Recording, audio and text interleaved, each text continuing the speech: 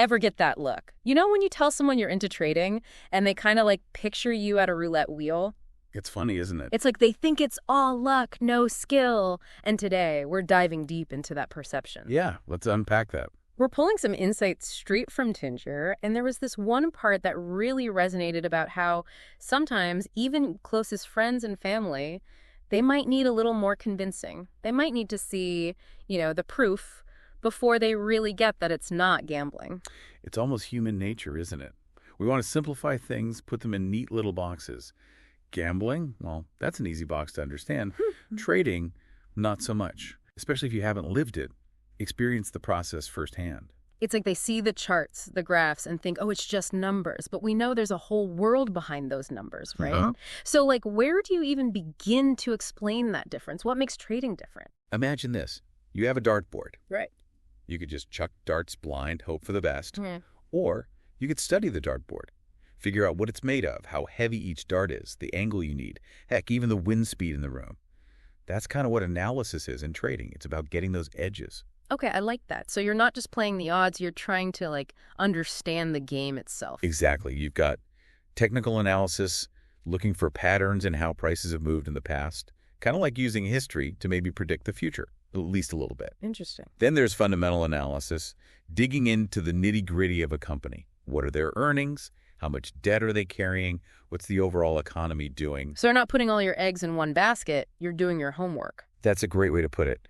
It's like the difference maybe between someone just betting red or black on a roulette wheel versus, a professional poker player who's reading every hand, every tell, every little thing.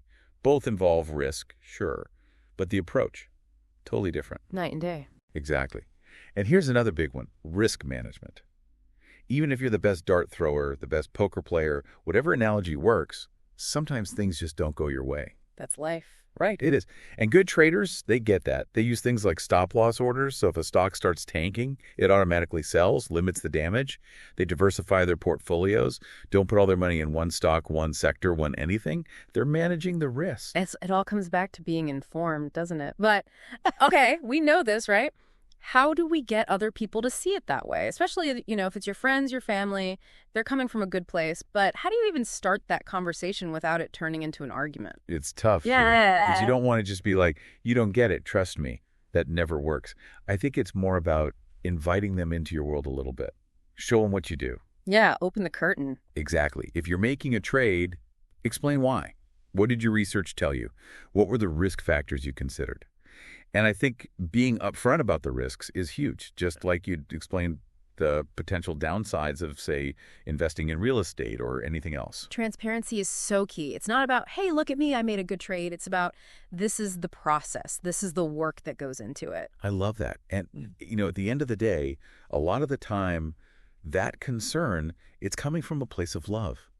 They want you to do well. They care about your financial security. Absolutely. So if you can show them, hey, I'm not just throwing money at something randomly, I'm making informed decisions, you're not just explaining trading to them, you're also kind of reassuring them about you. It's almost like you're building trust on two levels. You're building trust in your process, but you're also building trust in your relationship.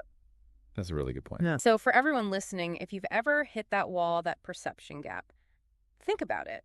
What are those concrete examples from your own trading journey that could help someone else get it? What would make them see it your way? It's something to think about, for sure.